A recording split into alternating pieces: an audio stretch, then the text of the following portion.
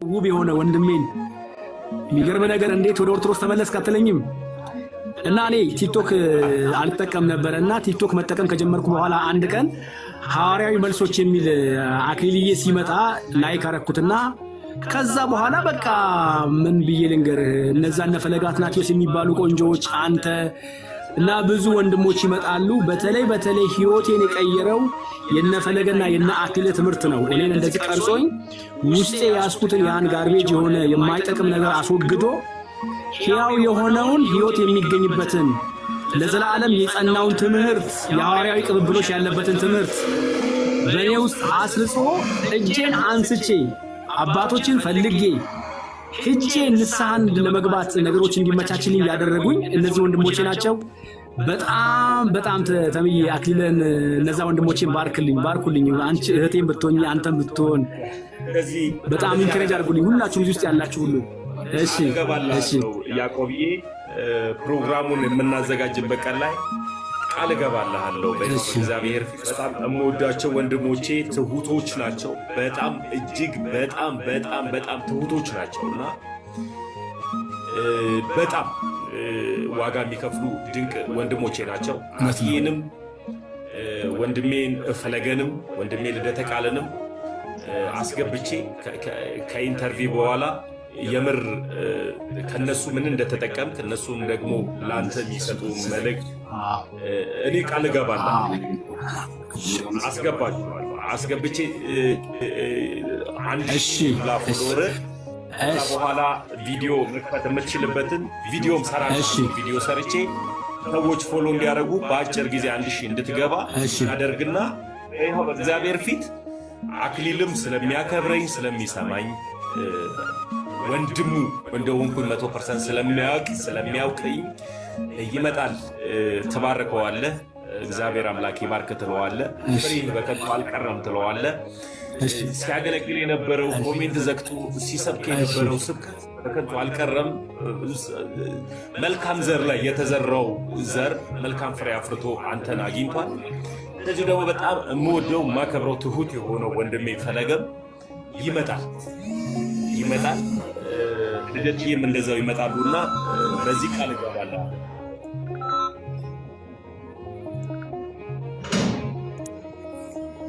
በዚህ ቃል እገባለሁ። ሄኖኬን ታውቀዋለህ? ነቢይ ሄኖክ ይባላል። የጎዳና ሰባኪ ነው። ቸርችም አለው። እሱም ከነ ፋሚሊው ነው። እሱ ከነ ሚስቱ ናት። ልክ እንዳንተ ጀግና ሚስት አለችውና እሷ ናት ወደ ቤተክርስቲያን እንዲቀርብ ያደረገችውና ኦርቶዶክስ እንዲሆን ያደረገችው ከነ ቤተሰቡ ነው የተጠመቀውና ሄኖክዬንም ትንሽ አናግረው። ሄኖኬ ሰላም ብያለሁ። ሰላም ለእናንተ ይሁን። እጅግ የተወደዳችሁ ወንድም እህቶቼ፣ ዛሬ ደግሞ በጣም በያዕቆብ ደስ ብሎኛል። ያዕቆብ እንኳን በሰላም መጣ ወደ እናት ቤተክርስቲያን። እንዴት ነህ? ደህና ነው ያዕቆብ? እግዚአብሔር ይመስገን ወንድሜ ሄኖክ፣ በአንተ ደግሞ እጅግ በጣም ደስ ብሎኛል። የሚገርምህ የሆነ ጊዜ ነው ያየው አንተን። እኔ እንደውም ያኔ ገና አልተቀላቀልኩም ወደ ቤተክርስቲያን ነበርና ከዚህ በኋላ ላይ የኦርቶዶክስ ተዋህዶ ልጅ ነኝ እኔ ወንጌላዊ ሄኖክ አይደለሁም ስትል በጣም ጽንሴ ዘለለ እንደ ኤልሳቤጥና እጅግ በጣም አሴት አደረኩኝ በአንተም ደግሞ ጉልበት አገኘው ማለት ነውና እንኳን ደስ አለህ አንተ ሚኒ ወንድም። እንኳን እግዚአብሔር ለዚህ ክብር የሆነ ህይወቱ ላለበት ቤት እንድትመጣ እንኳን እግዚአብሔር ረዳኝ ነው ወንድም። አሜን። ያዕቆብዬ በጣም ደስ ብሎኛል። በጣም የምወድሽም ማከብርሽ እህቴ ውብዬ ሰላም ብዬሻለሁ። ኤርሚ ነገር ምንድነው እንግዲህ እኛ ያው አንተም ታውቀዋለህ ኦርቶዶክሳዊ ለመሆን ከወሰንክበትና ከሆንክ በኋላ ያለህን ሰላም፣ ያለህን እረፍት፣ ያለህን ደስታ የማይካድ ሐቆችን እኛ ሁላችንም እናውቃለን። በነፍሳችን ውስጥ ያለውን ነገር እኛንን የምንረዳው ሰው አይረዳልንም። አሁን እኔ አርፍ ያለው ምናምን ብትለው አንድ ሰው እንዴ ምን ነው ቆመ ሄድ እንዴ ሊል ይችላል። ቆመ መሄድን አለማረፍ ጋር ሊያያይዝ ይችላል። እረፍት ነፍስ ውስጥ ነው። ለነፍሳችሁም እረፍት ታገኛላችሁ ነው የሚለው ቃሉና እኛ በነፍሳችን ነው ያረፍነው። እና ምንድነው እኔ አሁን ብዙ ጊዜ የምሰማው አንተ እኔ ማረገው ነጠላ ለካ የፕሮቴስታንቱን ዓለም አስጨንቋል። እና ምንድነው አሁን የሰማሁት አንድ እህት ቤት ድረስ መጣ። አንድ እህት እየፈለገች ነው ባገኘው እመተዋለሁ ብላ በጣም እየፈለገች ነው። ምን አጠፋው ምን አረኩኝ አልኳት። ምንም አሁን እኮ ቸርች ላይ የሚሰበከው ስላንተ ነው የሚወራው እንጂ ምንም የሚሰበክ ነገር የለም። ትላንት ለብሶ ብለው በጣም ተናደዋል አለች። እኔ በቃ እንደውም ከዚህ በኋላ እንደው እግዚአብሔር ቢረዳኝም በቃ እኔ ነጠላዬን ላለማውለቅ ወስኛለሁና ምን ልል ፈልጌ ነው፣ ይሄ ነጠላ መልበስ ራሱ እኮ የቅድስናን ማሳያ ነው። አየህ፣ በበጉ ደም ልብሳቸውን አጥበው ነጭ አድርገዋል ይላል እና ይሄ ነጭ ነገር ባይዘው ጨለማውን ያስጨንቃል ባይዘው፣ ምክንያቱም የቅድስና ምሳሌ ስለሆነ በጣም የሚገርም።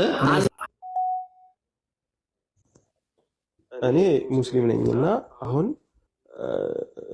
ብዙ ሰዓት ያለውኝ አሁን ሙስሊም ዲቤት የሚያደርጉ ሰዎች እስልምና ውስጥ ስለ ክርስቶስ እንደተጻፈ ኢሳ ነው ብለው እንደዛ ብለው ያስተምሩናል እኛን ማለት ነው። ልክ እንደዚሁ እናንተ መጽሐፍ ቅዱስ ውስጥ ስለ እስልምና የተጻፈ ነገር አለ። አሁን እኛ ስህተት ነው ብለን እንድንወስድ የሚያደርገን ከቁርአን የሚነግሩን ነገር አለ። ይሄ እዚህ ፓርት ላይ ኢየሱስ ነብይ ነው ብሎ እንማራለን። ልክ እንደዚሁ እስልምናን የሚያስዋሽ ነገር መጽሐፍ ቅዱስ ላይ አለ በማስረጃ ማለት ነው። ለምሳሌ መጽሐፍ ቅዱስ ውስጥ ክርስቶስ በስጋ እንደመጣ የማይታመን መንፈስ ሁሉ ሐሰተኛ ነው ይላል። ስለዚህ በክርስትና ውስጥ ክርስትና የቆመበት የአምላክ በስጋ መገለጥ ነው። የአምላክ በስጋ መገለጥ ነው። ለምሳሌ ሮሜ ምዕራፍ 9 ቁጥር 5 ላይ አባቶችም ከእነርሱ ናቸውና አባቶችም ለእነርሱ ናቸውና ከእነርሱም ክርስቶስ በስጋ መጣ። ከዚያ ከእነርሱም ክርስቶስ በምን መጣ? ይሰማሉ ሰው? ክርስቶስ በስጋ መጣ። ክርስቶስ በስጋ መጣ። ከዚያ እንደዚህ ይላል፣ ከእነርሱም ክርስቶስ በስጋ መጣ ካለ በኋላ እርሱ ማለት ከሁሉ በላይ ሆኖ ለዘላለም የተባረከ አምላክ ነው ይላል። ስለዚህ ያ በስጋ የመጣው ክርስቶስ የተገለጠው ባይዞ በስጋ የመጣው ሲባል ቀድሞ የነበረው ምን ማለት ነው? ቀድሞ የነበረው አሁን በስጋ ተገለጠ፣ በስጋ መጣ። ከዚያሳ እርሱ ደግሞ ይሄ በስጋ የተገለጠው ክርስቶስ ለዘላለም የተባረከ አምላክ ነው ይላል። ለዘላለም የተባረከ አምላክ ነው። ስለዚህ ክርስትና በስጋ የመጣውን ክርስቶስ ኢየሱስን በመቀበል ላይ የሚቆም ትምህርት ነው። ቀድሞ የነበረ አለ። በትንቢት ሲነገር የነበረው ትንቢቱ ተግባራዊ የሆነበት ነው ማለት ነው። ለምሳሌ ልጠይቅና ከቁርአንና ከመጽሐፍ ቅዱስ የቱ ይቀድማል? መጽሐፍ ቅዱስ ቀድሞ ነው የመጣው። ስለዚህ አሁን መጽሐፍ ቅዱስ ቀድሞ ስለመጣ እስልምናን አያውቀውም መጽሐፍ ቅዱስ። ቁርአን ግን እስልምናን ያውቀዋል። ምክንያቱም አሚን ቁርአን ግን ክርስትናን ያውቀዋል። ለምን ከተባለ ቁርአን የመጣው ከክርስትና በኋላ ነው። ለምሳሌ የሉቃስ ወንጌል ምዕራፍ 1 እና ሱረቱ ማርያም 19 ተመሳሳይ ነው ወይ ደግሞ ደሪቬቲቭ ነው። የቁርአኑ ሱረቱ 19 የሉቃስ ወንጌል ምዕራፍ 1 ደሪቬቲቭ ነው። ምናልባት ለምሳሌ የማርያም የሚለውን መርየም ይላል፣ ዮሐንስ የሚለውን የህያ ይለዋል፣ ዘካርያስ የሚለውን ዘከርያ ይለዋል። ግን ደሪቬቲቭ ነው። ለምሳሌ ዮሐንስ መልአኩ ገብርኤል ለካህኑ ዘካርያስ ያለው ህፃኑ ይሄ ልጅ እስኪወለድ ድረስ ዲዳ ትሆናለህ ብሎታል። ቁርአኑ ላይ ግን ለ3 ቀን ዲዳ እንደሚሆን ይናገራል። ቁርአኑ ኋላ ላይ የመጣው ስለዚህ ስለ ክርስትናው መናገር ይችላል። ምክንያቱም ከሱ ቀድሞ ያለ ክርስትና ስላለ ከሱ ቀድሞ ያለውን ማውራት ይችላል። ክርስትና ግን ከቁርአን በፊት ስለነበረ ወይም ከእስልምና በፊት ስለነበረ ስለ እስልምና ምንም አይነት ክሬዲት ሰጥቶ አይናገርም፣ አያወራም። ነገር ግን ክርስቶስ በስጋ እንደመጣ የማይታመን መንፈስ ሁሉ ከእግዚአብሔር አይደለም ብሎ ነግሮናል። ስለዚህ ለምሳሌ የትኛውም ሃይማኖት ክርስቶስ በስጋ መጥቷል ሲባል አይ በስጋ አልመጣም የሚል ካለ እሱ ከማን አይደለም? ከእግዚአብሔር አይደለም። በነገራችን ላይ ለምሳሌ በቁርአን ውስጥ አልመሲህ የተባለ ከኢየሱስ ውጪ ወይም ከኢሳ ውጪ ያለ ብዙ የለም። አልመሲህ ኢሳ ብቻ ነው አልመሲህ የተባለው። መሲህ ማለት ነው መልክተኛ መሲህ ማለት ወይ አድራሽ መሰለኝ። አይ መሲህ ማለት የተቀባ ማለት ነው። ክርስቶስ ማለት ነው። ባይዘይ መሲህ በዕብራይስጡ ነው መሲህ፣ በግሪኩ ክርስቶስ ነው። በግዕዙ በአማርኛው የተቀባ ነው። በግዕዙ ቅቡ ነው፣ የተቀባ ማለት ነው ክርስቶስ ማለት። አሚን መሲህ ማለት መሲህ ኢኩቫለንት ትርጉም ነው ከክርስቶስ ጋር ማለት ነው። መሲህ ማለት ክርስቶስ ማለት ነው፣ የተቀባ ማለት ነው። ሌሎች ነቢያቱን መሲህ ብሎ አይላቸው ወይ ደግሞ ያላ መንፈስን ብሎ አይላቸው ማለት ቁርአኑ ራሱ ባይዘይ በልዩነት ይጠራዋል። ኢሳን ከሌሎች ነቢያት የአላህ ሩህ ነው ይለዋል፣ ሩህ ነው ወይም ደግሞ መንፈስ ነው ይለዋል። እንዲሁም ደግሞ መሲህ ኢሳ አልመሲህ ብሎ ይለዋል። ስለዚህ መሲህ ሲል ክርስቶስ እያለ ነው። በነገራችን ላይ ክርስቶስ እያለ ነው። ክርስቶስ ማለት የተቀባ ነው። ለምን የሚለውን ነገር የምጠይቅበትም ጭምር ነው። ዞሮ ዞሮ ግን ለምንድን ነው እስልምና ስለ ክርስትና ሲናገር ባይዞ ስለ መጽሐፉም ይናገራል እኮ አይደል? ከእናንተ ቀድሞ መጽሐፉ ያወረድላቸው እነሱን ጠይቁ ብሎ ወደ ኋላም ተመልሰው ክርስቲያኖችን እንዲጠይቁ ይናገራል አይደል? ስለዚህ ክርስትና ቀድሞ የነበረ ነው። እስልምና ቆይቶ ከ600 ክፍለ ዘመን በኋላ የመጣ ስለሆነ ስለ ክርስትና መናገር ይችላል። ምክንያቱም ኦልሬዲ ኤግዚስት ያደረገ ነው። ክርስትና ስለ እስልምና አይናገርም፣ እስልምናን ስለማያውቀው ክርስትና። ሀሳቤ ግልጽ ነው። ግልጽ ነው። ሃይማኖት እንዴት ሊከፈል ቻለ? ማለት አሁን ክርስትና አንተ እንደምትለኝ ትክክል ነው አይደል? በእናንተ መንገድ እንዴት አሁን ክርስቶስ ለፍቅር ነው አሁን እንዳልከኝ ከሆነ ለምሳሌ እንዴት አሁን እስልምና ሊመጣ ቻለ? እስቲ አስረዳኝ። ኦኬ፣ በጣም ጥሩ ጥያቄ ነው። እስልምና ወይም ደግሞ ሌሎች የሐሰት ትምህርቶች እንዴት ሊመጡ ይችላሉ? ጌታ ራሱ ስለተናገረ። ምክንያቱ ጠላት አለ ወይም ደግሞ የእግዚአብሔርን ክብር እንዲወርሱ የሰው ልጆች የማይፈልግ ጥንተ ጠላት ዲያብሎስ አለ። የሰው ልጆችን ከእግዚአብሔር ጋር እንዳይኖሩ በጎ ምግባር እንዳያደርጉ ወደ ገሃነም ወደ ዘላለም ስቃይ ከእርሱ ጋር እንዲገቡ የሚፈልጋቸዋል። ልክ ማቴዎስ ወንጌል ምዕራፍ 25 ለሰይጣንና ለመላእክቱ የተዘጋጀ የዘላለም እሳት አለ እና እዛ ውስጥ እንዲገቡ የሚፈልጋቸው የእሱ አገልጋይ እንዲሆኑ የሚፈልጋቸው ሰዎች አሉ። እሱ እነሱን በማሳት ከእውነተኛው ከክርስቶስ እንዲርቁ ከእውነተኛው ከህይወት ከሆነ ከክርስቶስ እንዲርቁ አድርጎ ማለት አሁን ላነሳው ሀሳብ ዮሐንስ እስኪመለስ አብረን እንቀጥላለን። ሰዎች ለምሳሌ የተለያዩ አማልክቶችን ያመልካሉ ወይ ደግሞ የተለያየ ሃይማኖት በዚህ ዓለም ላይ የተለያየ ሃይማኖት አለና ሰው በቀላሉ የሆነን እውነተኛውን አምላክ መካድ የሚችለው በሃይማኖት ነው ወይስ ያለ ሃይማኖት ነው?